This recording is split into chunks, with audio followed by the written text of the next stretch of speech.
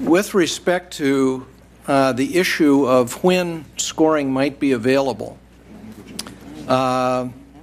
because this is obviously a sensitive matter, it is critically important that we have scoring before a final vote is cast in the committee.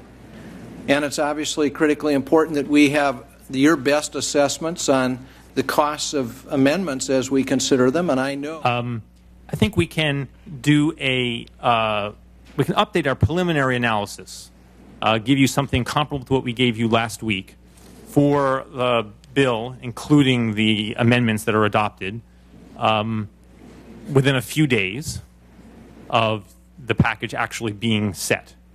A formal cost estimate would require, we've said this to people on the House and Senate side, would really require 2 weeks of work by us once the package is settled.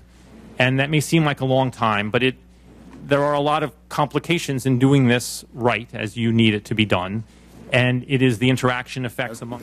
It's an interesting conversation, but the real question is how do we get ourselves out of this box? And I like your help to get us out of this box. What's the box?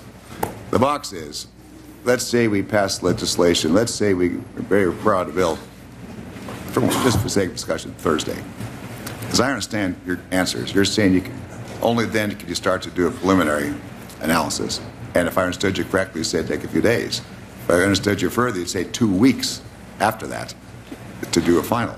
So the box we're in, we passed legislation, we've got to cool our heels here for up to 2 to 3 weeks before we know the final.